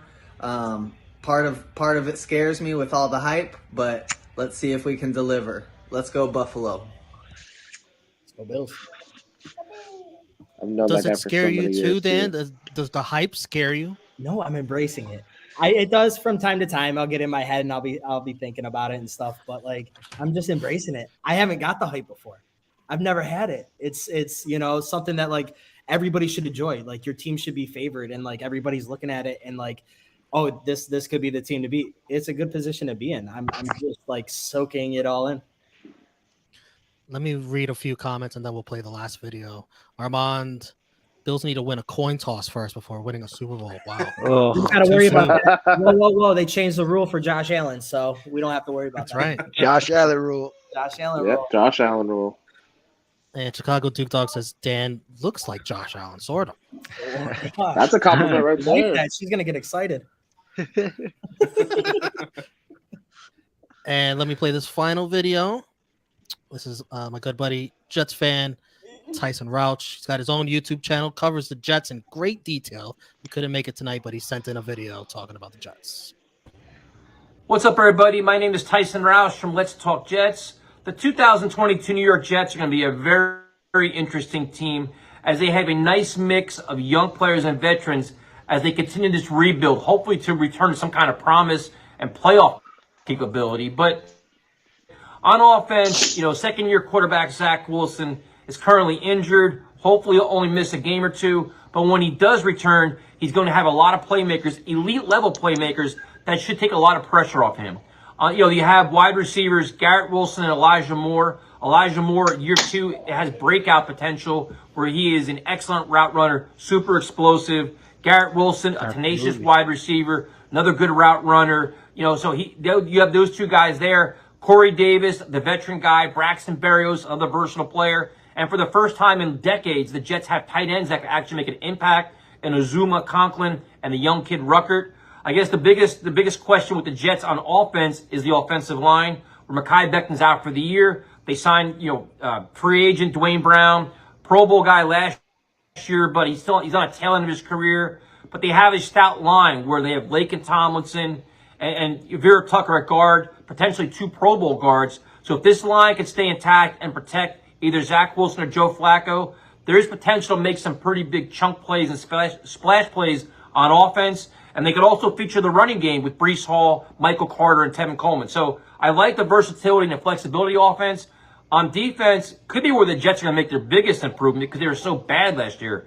They were historically bad, but they're getting Carl Lawson back, a dynamic pass rusher. They added a lot of talent in the secondary in Sauce Gardner, DJ Reed, Jordan Whitehead. At linebacker, they added Quan Alexander, which would be a big lift to help out C.J. Mosley. And the defensive line will also feature John Franklin Myers and Quinton Williams. So they have a lot of talent on defense. It's a matter of them all sticking together, buying into Robert Saleh's scheme, and then if they don't succeed, for Robert Saleh to actually adjust as the head coach, which will be his test too. I think there's last year there was so much newness. First time head coach, first time offensive coordinator, rookie quarterback, all these new pieces, a lot of uncertainty. Now, year 2 of the system, the program's kind of established. The culture is getting established, so you should see a lot of improvement on both sides of the ball. Obviously, it comes down to the quarterback, and that's the NFL. And you hope that Zach Wilson can find a way to A, get back on the field, B, stay healthy, and then C, take his game to the next level. Not Pro Bowl level. His rookie year was pretty bad. So taking a big step forward is kind of becoming an average game manager kind of guy, and then year 3 he takes off. In terms of the rest of the AFC East, the Buffalo Bills are the cream of the crop. That's a team that's going to probably win the AFC East and challenge for a Super Bowl. And if they don't, something went clearly wrong. The New England Patriots, it depends on what you think about Mac Jones. I think a lot of teams are catching up to them. The mystique is kind of going away. And then you got to kind of figure out, what is Mac Jones' ceiling? Is he reached it last year? Are there ways to scheme him, to kind of control him and control that offense? I think they're probably an 8 or 9 win team, and that's kind of out of respect to Bill Belichick. But I think the loss of Josh McDaniels is pretty big. The Miami Dolphins are interesting because it depends on what you think about Tua. I'm not really a Tua guy, but they have a lot of talent. So is that talent going to buy into first-year head coach, his system, his philosophies? What are his growing pains going to be? What are their learning curves going to be? The addition of Tyreek Hill, the defense is pretty stout. I think they're probably an 8 or 9 win team too. So you figure, say if Buffalo's an 11 win team, you have, I think the Jets, Dolphins, and Patriots are all in that 7, 8, 9 kind of range. I think it's going to be really interesting. But from a Jets perspective, they've got to start winning division games. For far too long, they lost a lot of AFC East games, so they've got to be a lot more competitive. So we'll see how it all plays out. Thank you for watching my video. I'll talk to you later. Doesn't Tyson make you want to run through a brick wall for the Jets, Chris? Well, I think we're going 11-6 now. That's radio. After that, we're playoff bound, baby. That was great. That's kind of big. They're definitely improving. There's no doubt about it. Basically, going to be a wild card team according to that. No, he said they should go to the Super Bowl. They should. But 11-6, that shit ain't getting you home field. Not in the AFC. No, nope. That was funny when the previous Bills fan was saying, like, I have them as a 14-win team, a 15-win team, like fighting for home field advantage. It's like, if you're a 15-win team, you should have home field advantage. Yeah. Like, it should not be a fight. Yeah, and that's going to be huge for us too. I mean, like, for the last 3 years, we went into Kansas City. We're going into Kansas City again this year. Yeah. And, constantly, having, and we won one, we took one in the season or whatever. So obviously we can do it there. But how much better would it be if they're in front of, 65,000 Buffalo Bills fans up in, Western New York in the middle of winter, as the Patriots last year, I think that, that's going to be huge for our success, is getting that number 1 seed finally and being able to play, and everything goes through Buffalo, New York, up there in the tundra, where Josh Allen plays. And I think that'll be, where you can't, sit back there and you get behind. There's not many quarterbacks that are going to be able to go up there and throw in that weather. Mm-hmm. It's just not natural. So I think that's going to be huge for us. So what we like to do is we like to end with asking first your guys' win-loss predictions for the division. If you don't have that, fine. Just do the order of what you think the division is going to shake out. Zach, we will start with you, sir. I think Buffalo's won. I hate to say it, but they're one. They're the best team. I think they're the best team in the NFL. I think they will finish first in the division. I think Miami's second. I think they're a clear cut second. I think they're so much better than New England. And remember, they beat New England twice last year. I do have New England 3, just out of respect for Belichick. And about the Jets, they're 4th, but I think they're going to be improved. I love Elijah Moore. I loved him coming out of college, and I think Breece Hall was a great pickup. We'll see how they do defensively with Sauce and Johnson, who they got from Florida State. But I think that's what it's going to be. Buffalo 1, Miami 2, New England 3, and Jets 4. Dan, how about you? All right. So obviously I got Buffalo in first place. I think 13-14 wins. We're going to split those ones that were close on last year that didn't go our way. So 13-14 wins. I got the Dolphins at 9-10 wins. I think that's a realistic season for them, and I think that might sneak them into the last playoff spot. I think it's going to be between them, and I think possibly Oakland. There's no team in Oakland, sir. There's no Oakland team, sir. Well, I'm never. I refuse. All right, like, I do. I think that they're going to be right there at that cusp. Third, I got the Jets, because I think, and everything that I've seen, and what's going on with the offensive coordinator, like, if you can't get that straight, what else is going wrong right now with that organization, right? And whatever, the Jets this, Jets that, but they got offensive and defensive coordinators, and they know how to assign jobs properly at this point. I think they're talented enough to do it, and I think it's all going to be about, obviously the quarterback, and that's how most teams go. It's going to be is Zach Wilson step up a little bit, and if he does, I think their roster is more talented than New England's, and any bit that Mac Jones is marginally better than Zach Wilson, it's gonna make up for that. So, and the chaos that's going on in New England and their practices, I know practice, whatever, they're not going good. So I got the Jets and then the Patriots last. Romeo, how about you? Oh, we already did our picks. We got to ask Chris. Oh, that's right. I'm sorry. Chris, how about you? I got the Bills on top, definitely. I could see him going 14-3, 13-4, somewhere around there. Miami second.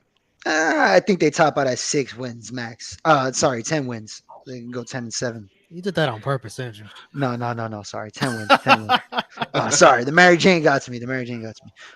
I can see the Jets.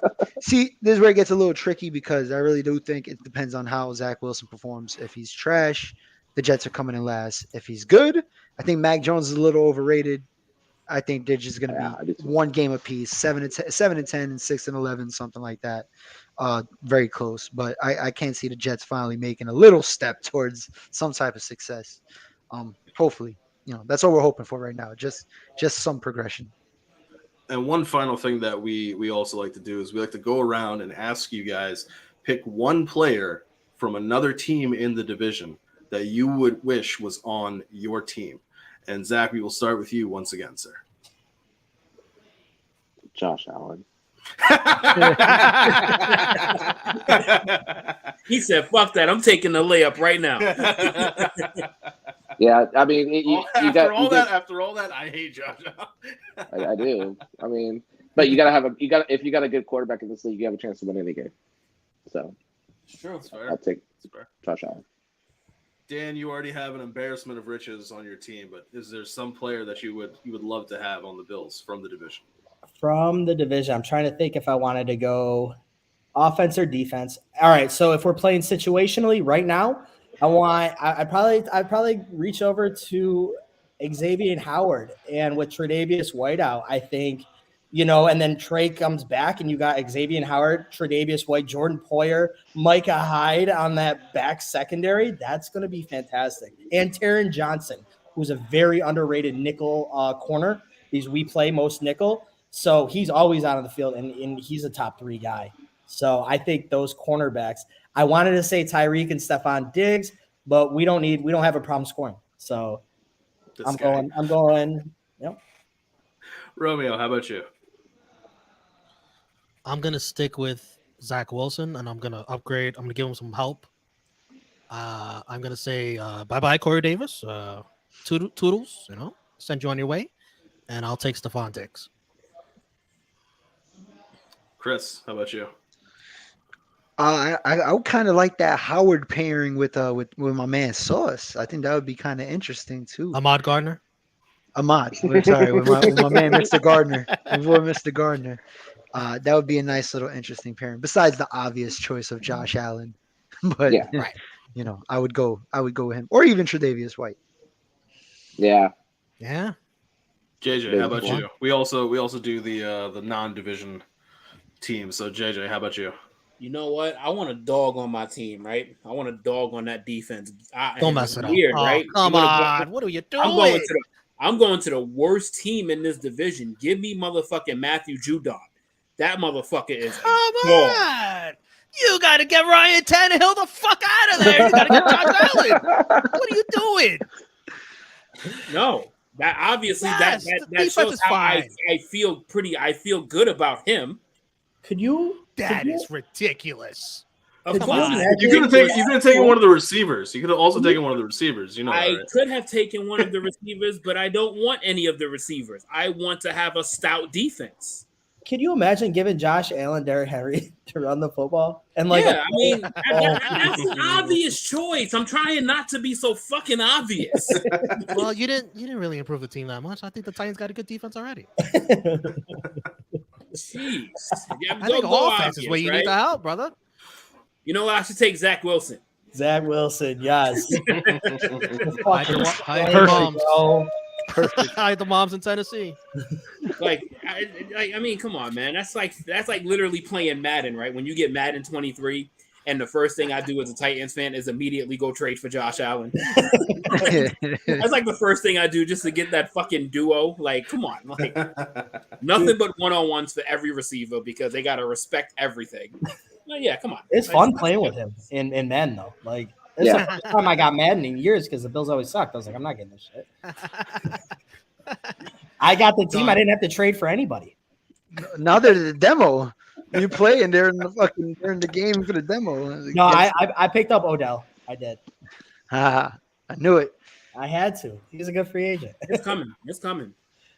I feel pretty comfortable with the Broncos on offense, but they do not have a strong linebacker core. So I am going to Buffalo and I'm taking Tremaine Edmonds, and I'm adding him to that Broncos defense that already has Chubb, that already has Justin Simmons, and I think that's the missing piece. They need a strong middle linebacker, and Tremaine Edmonds is that in spades. So that's who I'm taking. I'm taking Matt Milano over him. Interesting. I think he's a better cover guy. I think this is a passing league. He's a way better cover guy. And that's depending on what you're running, I'm taking Matt Milano. I think he's a better linebacker. I think the Broncos have very good pass coverage. Their problem is going to be tackling and stopping the run. That's going to be their main issues. And I feel like Tremaine probably better. Yeah. It does that a little bit better, but I mean, Milano, let me tell you something, awesome John. option as well. I'm gonna study the Broncos really, really hard because next week we're gonna break down the AFC West. And I'm gonna the final division. Save it for Here last. we go. Justin Herbert going to the Super Bowl. Oh, stop. This is gonna be fun. There you go. And I see Chase Oliver in the chat. Chase Oliver's going Wait, to hold on. Romeo. What's up? You didn't even put allegedly top 10 Derek Carr on the cover. Hell no. For the Raiders. Devontae Adams is the story in the Raiders. No? He's the story of the Raiders. After all the shit I've been taking for saying that Derek Carr should be much lower. Devontae Adams is gonna make a big difference in Las Vegas. He's gonna make a big difference. And by the way, thank you, Austin, sending me a meme to play here. Aaron Donald running into Miles Garrett. He got the helmet. That's great. I love that. Oh, let me read the poll results too in the chats. Who wins the AFC East? No surprise, 72% Bills. Here are the surprises: 11% Dolphins, 11% Patriots, and 6% Jets. Oh my god, that 6% is more. The 11% that the Patriots are smoking on, bro. I want 6% for the Jets. I want that shit. I agree with you. Like whatever's going on there right now is super. I don't know. And then remember their first round pick too. Like what is going on this year with them? Yeah, I need whatever ganja those Patriots picks are. I think this is Bill's last season. It could be. Ooh, that would be interesting. I think he's going out with a bang. I'm just gonna. That's what I fucking wanted to ask Jared before he left. Like, how long does he actually see Belichick staying with the team? I think this is it. Whether he moves into an executive role or whatever, but I don't see him on the sidelines and in a dumpster fire just ruining his legacy. He's not going to do it. That's a fair he's 72, point. Right? Like he's 72. Like that's. Yeah, I don't think he's 70. I think he's like 69 or something like that. He's gonna put his resignation. I mean, I know Pete Carroll. I know Pete Carroll's the oldest. But wait, what'd you guys say? You both spoke at the same time. I was saying I know Pete Carroll's the oldest. No, Belichick is Belichick's 70. Yeah, he's 70. He's there. That's it. This is time. Like I think this might be Belichick's tour, and like what a tour. I don't know. It sucks. What if he goes out? No playoffs, last in division. Like how terrible is that? How old is Nick Saban? And he just signed. How many years did he sign? How old is Nick Saban? 8 or 9. Yeah, 89. What? 80. He sold his soul to the devil for the lifetime. Did you ever see Saban and Belichick's like health compared to each other? That'll just mean that Tom Brady should just go into the Hall of Fame as a player and a coach. Yeah. Saban sold his soul. He has a lifetime contract. Chase says my boss, who's a Boston fan, has a connection. Says Bill isn't going anywhere unless they promote his kid. Yeah. Now with all that cocaine in. Wait, so if they promote him, then he's leaving? Is that how that? Yeah. Imagine your fucking head coach is Steve Belichick. Cocaine isn't cheap. It's expensive. Got to make money. Bro, he's bugged out. No way he could be the head coach. I think they mean Brian Belichick there, buddy. Chewing over there. But yeah, guys, as we come to a close, we want to thank everybody who has been watching us this evening. This was a fun conversation. The AFC East is just an intriguing situation because you have the Bills up at the top, but then it's who's going to be slotting in after them. We all had differing opinions. I mean, well, basically just me. But hey, apparently I believe in the Jets more than the Jets fans, which that's fine. I'll be. We're keeping our expectations. I'll be on that hill by myself. No disappointment. But we also want to thank our star-studded panel. We had Jared representing the Patriots until his connection crapped out on him.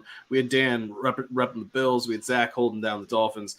And, of course, we had Chris and Romeo for the Jets. So, guys, we're going to go around the horn. And if you guys have any social media or anything like that you'd like to plug, feel free. Zach, we will start with you, sir. Just on Facebook and Twitter at Zacharias Dean. And then Facebook, just Zach Dean. And the analyst page, like Romeo was saying, another group with Dan, which is called Football and Other Lesser Sports, or FAOLS. Just a lot of fun. That's how I met them. Really good group of guys. I love giving them a bunch of shit, but I do it all for fun because it's what we do. But thanks for having me on, and I hope we'll do it again soon. Yeah. Dan, how about you, sir? Yeah, no, I'm really terrible with like my handles. I don't know what they are anymore. It's like Daniel, Jermaine, Daniel. Like I have no idea, to be honest. But always over on FAOLS, the Files group, football and other lesser sports. Put a plug in for them if you like just good football chat and banter and a lot of bullshit. It's a good group to get into for football content. Chris, how about you? You can find me on Twitter and Instagram at TrueHillChrisG. Of course, here, True Hill Heat Sports, football talk, basketball talk, baseball talk, UFC watch-alongs, boxing watch-alongs. We do it all. And then, of course, True Hill Heat Wrestling. Catch me Tuesday nights, NX3. I'll be making my return to Blunt Impact on Thursday nights. I can't wait. And then, of course, AEW watch-alongs, Elite Heat. You can find me as well. Romeo, plug the long litany of places where people can find I'm not going to do all that. I'm going to keep it short, like me. True Hill Romeo, Twitter and Instagram. Right here on the True Hill Heat Sports YouTube channel. The next time we will be coming at you live will be Saturday. I was going to take the day off, but my good buddy Chase Oliver was like, "Hey, we should watch these these boxing YouTube fights in KSI." KSI versus he's gonna box twice. He's gonna box twice in one night. We're really having a watch along for this fucking guy. Yes. There is a lot of interest, Chris. There is a lot of interest. Like people are hitting me up. That guy are you gonna do a watch along for that? Like, I wasn't, but I guess now I am. That dude looks like he's doing a really great New Jack impression. Dude, the guy in the fucking right looks like he's 12. Quite a 12-year-old on live TV. Yeah, we're gonna have fun, man. We're gonna have fun. That is gonna be a 2 p.m. Eastern start. One hairbrush away from your unibrow. No, there's no way that's real. There's no way. What's that? There's no way that's real. That dude, bro, he's a bag boy at a bodega on the weekends. Like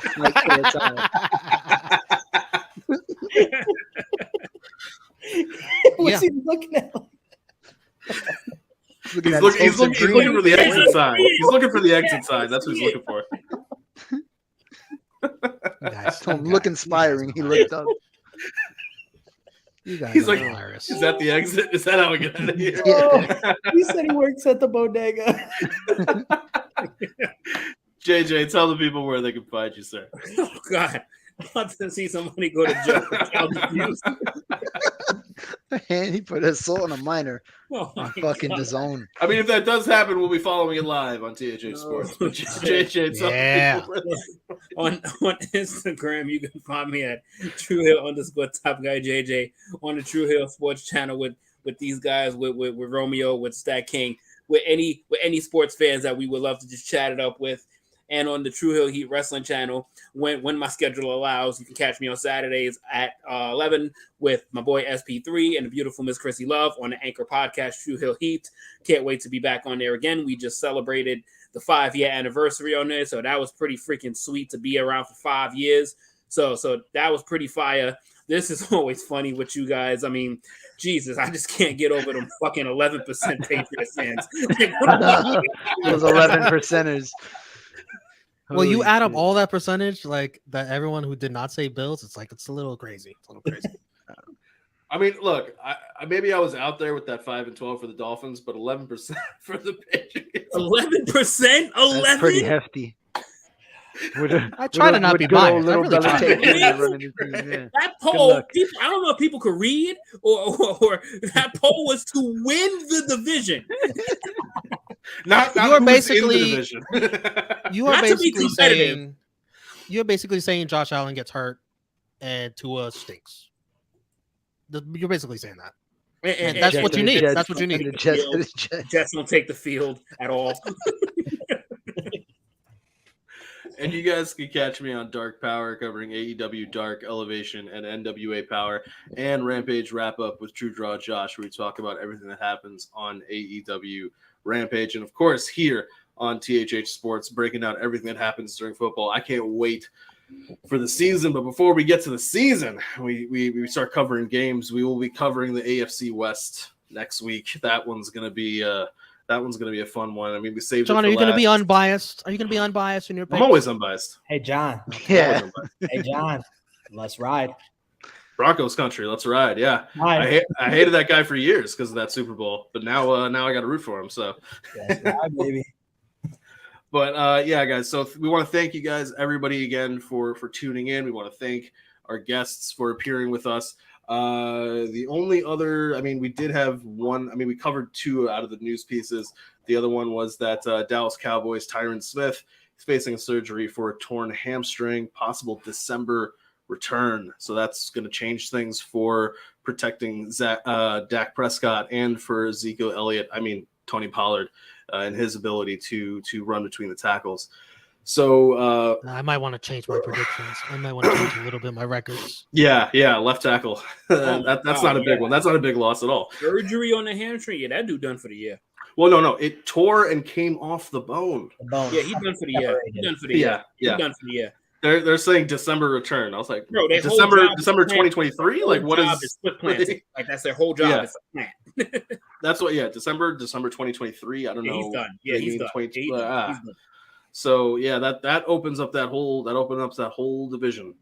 Let's see what's going to happen. Maybe Brian Daboll is going to take Daniel Jones. Yeah, you never know. You never know. Maybe they picked up some of our guys over there. Williams at running back, he was pretty solid for us, and they got some guys going down there. So yeah, guys, we will be breaking down everything that happens AFC West next week, along with the news and the happenings of the league. So for myself, for True Heel Romeo, for Top Guy JJ, for Chris G with Mary Jane, with Dan with the Bills jersey, for Zach, for Jared, I want to thank you guys for tuning in, and until next time. Take care of yourselves and each other. I still need to get a better sign off. I keep saying that, and I never do. I'll give you a sign off. I swear to God. I swear to God. Jack. This fucking idiot.